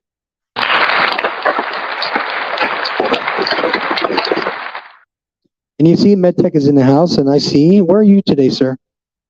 The last time, I believe he was in Vietnam, or he was in the Philippines, or he was in Thailand. I don't remember. But I'm sure it's time, because if you're on the road like we are, you got to come back to base sometime.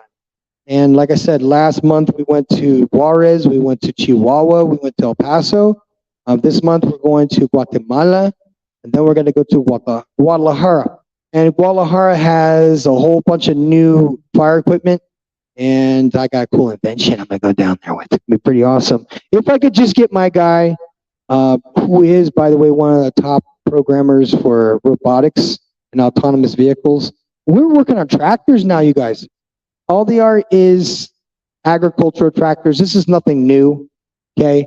You've been able to drive your John Deere tractor around in circles using your cell phone for the past 10 years. So, and this is nothing new. These are all stuff that we were just rehashing. So, readings, I can't see, man. I'm just blind as the bat.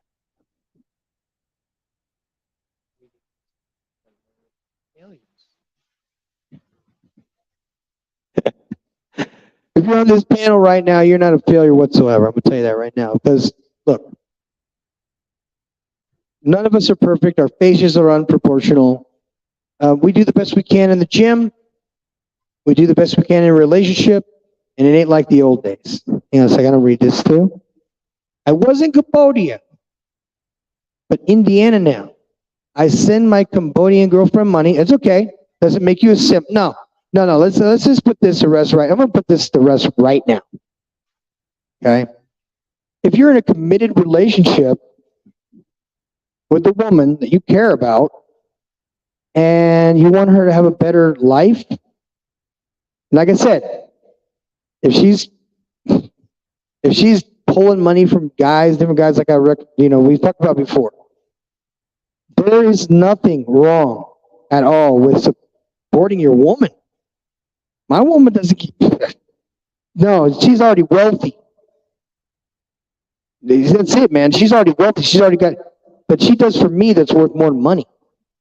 Way more money. See, this is what the fucking thing people don't realize is that your main woman gets the business, as where the side girl just gets the purse and think that's acceptable. Okay? And for me, I ain't fucking with no side girls. I don't give a shit. I ain't messing with no side girls. I did the whole whore hopping shit. I'm done with that. I got a good stable woman that takes care of me, and she has earned her way into my life. So that is the difference between simping and being in a relationship. This is not what it is. Not at all. So let's just put that to rest right now. And there's nothing wrong with that, because you're doing what you do. And you know better, especially if she takes care of you. She's gonna take care of you for the rest of your life. What the fuck do you think? You're gonna expect her to sit around and just sit on her hands and wait and go? I don't know what she does for a living, man. I'm sorry, but I'm generalizing it. But that's just the way it is. If a woman brings the value first, okay, what does that mean? That means that, like us men, if you leave with your wallet, then they're going to treat you that way. If a woman treats you wonderfully and leads that way, that's great. If she leads with her pussy, then we're gonna expect that. And that's the value that she brings. There's nothing more than that. So is that worth paying for? Fuck no. Because all women have pussies and they're all the same and they're all completely overrated. Completely overrated. No, everybody, his grandma has one. Okay? There's nothing special about grandma's hoochie. Okay? There's nothing special about a woman's hoochie that's any goddamn different. They're not magical and they're not special. So that's not something that I pay for. No, I'm not paying for it. What I'm doing is maintaining this woman's sanity, knowing that I care about her more than her pussy. Because pussies don't mean shit to me. You run through 700 of them, you can be like, it's getting kind of fucking routine. And then if you've had sex with the same woman over and over and over again for the several years, like 500 times a year, which is like short for me, then that's all they're worth. My ex-girlfriend, when she left, she made it point blank that I'm going to go get some more dick. I said, well, good, because that's all you're good for. That's the only thing you're good for. You're not a nice person. You bring nothing of value to the table besides sex. So why the fuck do you think you're special? You're not. But a girl that brings the value first, which is what the Rockera does, just so you guys know. This is a woman that looks out for me, okay? Because if you're a wealthy guy, you're spending your money on protecting your money. You know what I mean? There's nothing you could do with it after a point except store it, which is, it seems to me like that's what people care about, storing money. And I mean, I got an antique truck out front, MedTech. Did you know that? I said I'm not going to go up to Illinois and drive back with that big monster. I'm just going to go ahead and find one. So I found a 1969 Chevrolet Ramirez with a 250 V6 engine in it. And you know those big old tall monsters. But this was actually a transplant. The original motor came with it, but I think it had been replaced with a 1970s version. And it looks like this thing was modified to look like a bus, like a Greyhound bus. But anyway, I'm sitting outside. If you're watching my videos, you'll see we're doing some. Let's see, what we doing? TIG welding this week. Anyway, we got some welding to do this week. And if you saw us do the teardown, you see all the kids. They got their glasses on. They got their gloves on. They got their steel-toed shoes on. They're not wearing helmets because I don't want them wearing fucking helmets in the bus. I don't want them wearing helmets inside of any vehicle. They can do all they want outside, but they got to wear glasses, the safety glasses, because of all the rust flying around. Plus, we're sanding rust, you know, with drilling through rust, replacing all the pop rivets and all that stuff. And right now, all we're doing is insulating the inside of the van, because that's going to be what the next mini-series of 52 weeks is called, the Firefighter Without Borders. We're doing a dual channel, by the way, since we got a new drone. We're just going to start driving the bus. We're going to start going around to all the fire stations in Mexico and then visiting all the firefighters and then training centers so that we could do that and then go have tacos afterwards. It's not a big deal. 15 minutes is all it takes for me to go visit one fire station. And if I feel like staying there for the night, because I'm a firefighter, I'm allowed to. I'm allowed to park my truck or my van at any fire station, park it there, and go to sleep there and not have to worry about anybody stealing us in the middle of the night. Robbing us in the middle of the night, stealing us. Robbing us in the middle of the night because we have this beautiful 1969 Ramirez Chevrolet van. And that's another thing, is that she helped me go down and negotiate the price of this bus. You guys remember the story? If you haven't heard the story, I'm going to tell you something. This was crazy. The original price of this vehicle was $2,500. Not a big deal. So that would be about 50,000 pesos. They dropped the price for us, and I was this close. We were going to get it for 30,000 pesos, which is about $1,500. But she volunteered, I don't know why, to pay this guy 5,000 extra on the first of the month. I don't know why. I'm like, why did you do that? So, but like I said, she brought the value first. You might have pissed me off at that moment. I don't give a shit about the money. It's the point is that you do not interrupt me when I'm closing a deal or I'm in a fist fight. Don't get in front of me. Don't hold my arms back when I am negotiating, because my negotiating technique is like this. If you're going to say, okay, the vehicle costs $10,000, I'm going to offer you $7,000. And then I'm going to be fucking silent until you respond. Because the first person who talks loses. And see, in the last negotiation for this vehicle, I said, see, the captain was like, this is offered $35,000. And I'm like, no, fuck that shit. I'm offering 30. But she didn't hear me. She didn't hear me. So when I said, I want to go ahead and offer you 30,000, and she goes, and 5,000 on the first. I'm like, what did you do? You just cost me $250.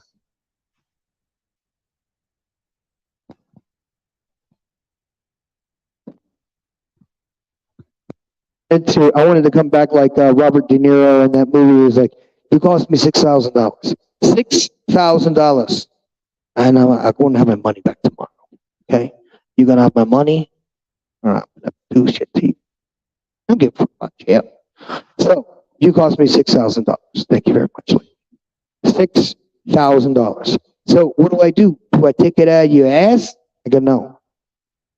So that cost me another $250. $250, by the way, is not a big deal. That's how about half of my rent here at this station. Anyway, back to the fucking thing is that real is the new fake. Fake is the new real. What dudes are doing now, and if you guys did not know this, is that because women are becoming wicked and more wicked and more sinister and more dishonest, is the men are just kind of having it, and they're like, the only thing we have to fall back on is like, hey, going back to church. And nobody's going back to church because the church is overrun by women and by corrupt pastors that aren't talking about like sin and the actual like Bible or the Anunnaki or the rewriting of the Bible, any of that stuff. None of that origin story stuff. None of that stuff that says doing X, Y, and Z is wrong and it's morally and it's unethical. So dudes are taking it upon themselves to become more righteous, which is why I'm here now, because I'm here to resurrect you to your greatness. Not because I'm some religious, spiritual, or whatever. It's because, hey, you know what? I want to be the rebellious guy right now, okay? I want to be the rebel. I don't mind being the fucking enemy. You guys remember what happened to me in Medellin, okay? You guys remember what happened to me in Medellin when they canceled my ass. They came after me, okay? There is no mystery behind that shit. You guys know exactly what happened. All I had to do was say, down in Colombia, yeah, you could be a man down here. That was the one line that the feminists jumped on, made that shit go fucking viral. Like, this fucking guy, what a douchebag. Look at his glasses. What a douchebag. I'm sure he has lots of girlfriends down there in Colombia that he's manipulating or he's taking advantage of because they're poor and they have dirty feet and they're uneducated and don't speak English. And I'm like, first of all, the English is not the standard of intelligence in this world. Okay? In fact, I know most people that I know speak at least 2 or 3 languages.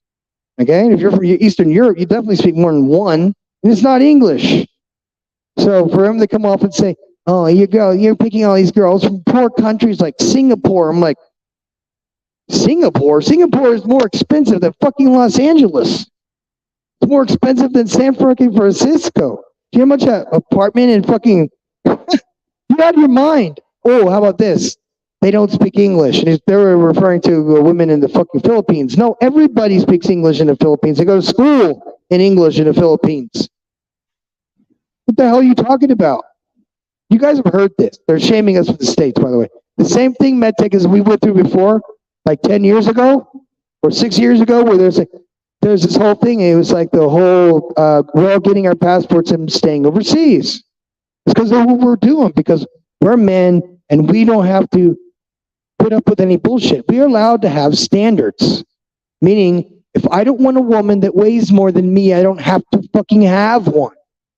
So, what I'm doing instead is I went ahead and picked one that was a size 2, goes to the gym, speaks the truth to me at all times, and actually reads her fucking Bible and has a cookbook.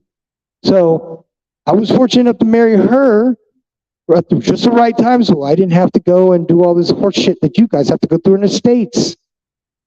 Because let's just face like this. A Mete goes over to Cambodia, meets a girl that is just a doll.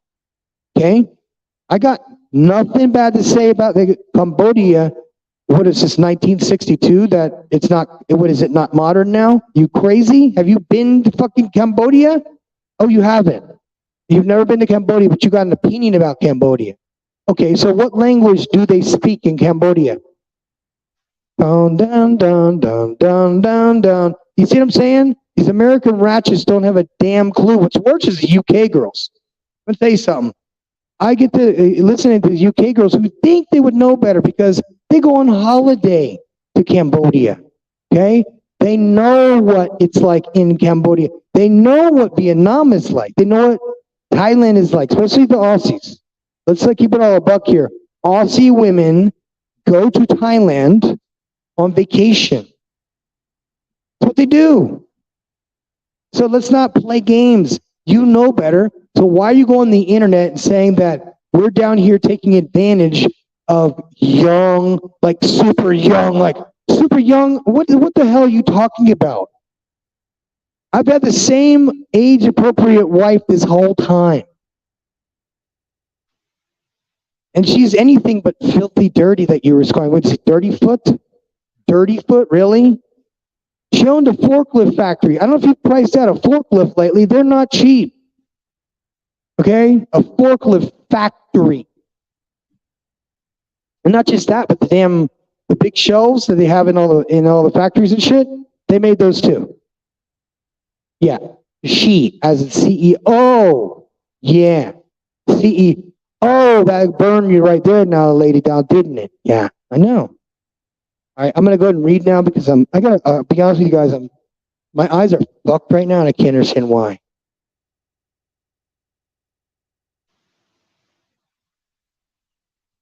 So MedTech, by the way, I'm going to give you guys a little background. He has his own YouTube channel. And if you have not seen his YouTube channel, he has an extraordinary way of describing his vehicles on his lot, because he has a yard, and he has lots of vehicles that come in, and he does his thing. So check out his YouTube channel if you would. I am what's called union libre. Union libre means that if shit goes sideways, you can walk away. I'm not like legit married, like you'd go and have a ceremony and all that shit. I just didn't want to live in sin. And since I didn't want to live in sin and simultaneously be subjecting myself to getting fucked financially, Union Libre works pretty good. That was something I learned in Colombia. He says that his deadlift is only 405. That's about half a Volkswagen. And he weighs 185 pounds. So when you guys are thinking about this, you want to be the real. That's what you want to be. You want to be the realest real dude. So here's my challenge to you. Always speak the truth. Like, always speak the truth. Always speak the truth in love. Well, that's something nice to say on top of it, but it is true that if you speak the truth all the time, no one will ever accuse you of any bullshit. They can't accuse you of anything if you constantly tell the truth. So my friend Abel and I have this little game that we play. It's a game that we play because we tend to be the hard asses in the panels. And when people are telling lies in podcasts, they lie a lot in podcasts. But they typically lie because they're afraid of the reaction of what it is that we're talking about. And we don't do it to women specifically. I'm just saying we do it to everybody. This is the trick. We constantly tell the truth, because if you tell the truth all the time, it almost becomes fun, because you embarrass a lot of people. And if you're like one of these people like I tend to be, if you're just brutally honest, you tend to enjoy embarrassing people for telling lies, then this game will be fun for you too. Because people are shady, and this is nothing less than stoicism, because Marcus Aurelius said, people today will be deception, will lie to your face. So he says, don't be like your enemies. That's the best revenge. And if every single person in your life is a liar and a thief, then you reverse that. See, there's a thing. My own son, who, by the way, lives in Germany still, and he is Turkish, just like the people that I described earlier, his mother,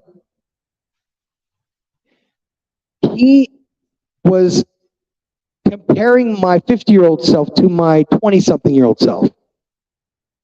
And he kept insisting that I was going to lie to him about something. And I told him from the word go. I said, oh, you don't know me that well. You don't know me at all. Now, what you know about me is something that your mother told you about me when I was 20-something years old, when I was a fuckboy. And that's what I was. You were not a fuckboy. She brought you around her family. Look, well, fuck, you weren't even born yet. So you don't know nothing. You don't know anything that we went through. She was authentically as fake as fuck. She was as fake as you could possibly be in every possible way. So yes, there's that. And so even when I would tell him the truth, he would insist that I was lying to him. I go, really? I go, what are you so worried about? Well, my mom said you did this. I go, well, yeah, that's all true. Every single thing bad that your mother has said about me so far has been true. But she didn't tell you about this, and she didn't tell you about that. So you see what I'm saying here? I'm reversing the game now. So I'm not just not lying. I'm telling excessive truths to my own kid. And he didn't like what I had to say. I said, well, there's more to that. You see, when I was in my 20s, I owned a cell phone shop in Germany. And what we used to do is we used to get bonuses if we had so many people sign up in one day. So what I would have the day, if we didn't hit the quota for the day, I would tell everybody, you, go out in the street, get some people to come in here and sign up. And so we would bombard the numbers. That's what we did. And the crazy part about it is that that's considered fraudulent in Germany, to go out and commit people to coming in and signing up for something. That's considered, I guess, I don't know what the laws exactly it's called there, but she wasn't a victim, she was a volunteer in doing that same thing because she benefited from it financially. So as you can see, I really enjoy telling the truth now, like none before. Like never before, guys. Never. And you see, that's a good thing. You see, the med tech, he asked me. He's like, I didn't know you got married. No, I didn't get married. We're considered married.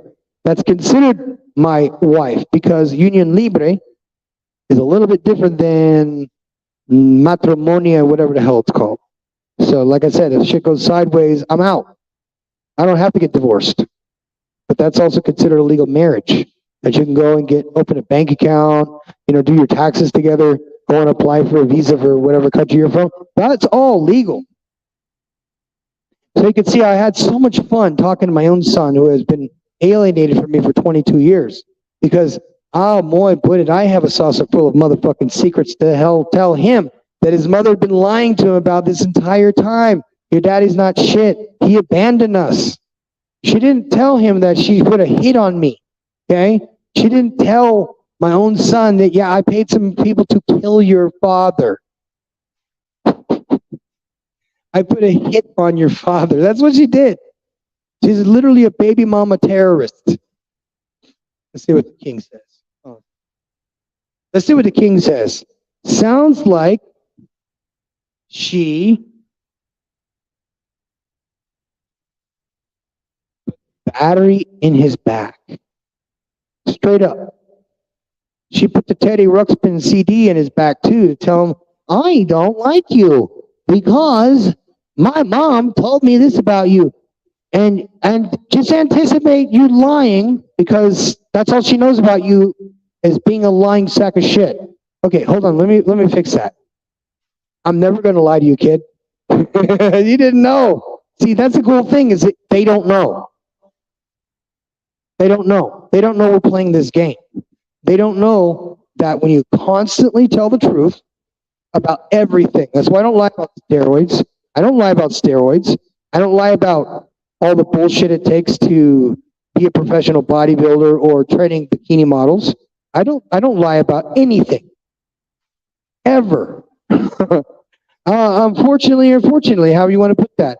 Some guys go do ayahuasca ceremonies and have this experience with God and all this stuff. I didn't have that.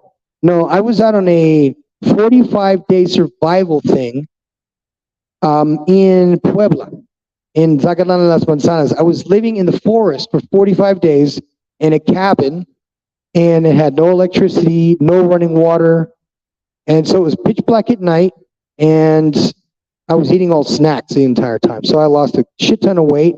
Some people ask me, hey, how'd you lose all that weight? Well, I stayed in the middle of nowhere for 45 days in the middle of nowhere and didn't have regular food. Every day that I walked down to town, which is an hour walk, it was 5 kilometers exactly, I would walk down and I would walk up the mountain. So you could see I had cardio going down for 1 hour and 1 hour cardio going up. So 2 hours of cardio a day on limited, maybe 1,500 calories tops. Living off of caffeine and shit. So there's that. And that's all real, okay? Real. And remember that. I wasn't even on TRT at the time. So you're not on TRT when you should be. You shrinkle up, you disappear, basically. And your pants don't fit anymore. I mean, I was really skinny. If you guys see my pictures and some of the lives I did while I was in Second Land, man, my face was literally like I was pre-contest ready to go step on stage. I was that skinny. Shredded. Like, my face was so skinny. I mean, people were like, are you okay? Are you like sick or something? And I'm like, no, why? And I'm like, whoa, wait. Hang on a second. Did you always expect me to be 235 pounds? Did you always expect me to be 235? Because now I'm 180. How'd you like that? So let's talk kilos. 105, 115, dropped down to 86. It's pretty good. It's pretty damn good. But not stage ready. I was not lifting weights. I was basically out there just doing therapy and shit. So helped me a lot. The therapy actually helped me a lot, but therapy led me into the better section, which was getting in touch with something greater than myself. You know what I mean? So, does anybody have any questions that has to do with the topic? Because we talked about the lip fillers.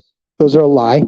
We talked about the invention of fake eyelashes by a prostitute in 1860 or 1880. I don't know the date on that, and we weren't able to confirm if the prostitute who had invented the fake eyelashes was from England or was from Paris. I've heard both, and I don't care, but if anybody wants to look that up, you can look that up. And the next time someone brings up how they love fucking fake eyelashes, just remember, we like them because these are women that are good from far, but are far from good. Because if they...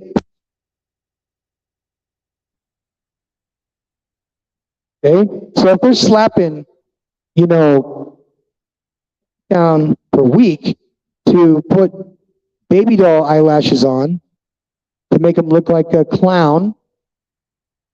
Remember what those are for, okay? They're cum catchers, they're cumbrellas. That's what they're invented for, prostitutes. TD implants, ass implants, those are all relatively, though the ass implants is the new thing, what they're doing is they're doing liposuction, sucking it out of the stomachs, and then they're injecting it into the ass, which is also dangerous and can ruin them permanently. So there's that. Anybody have any more additional questions when it has to do with either travel, bodybuilding, bikinis, or any fakery fuckery? Like I said, if it has to be painted on, glued on, screwed on, including me,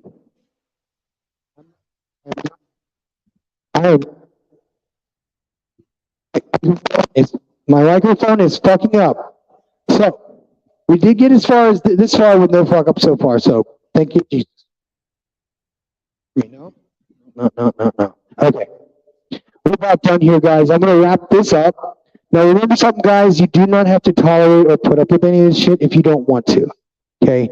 All of these things are a matter of preference or choice.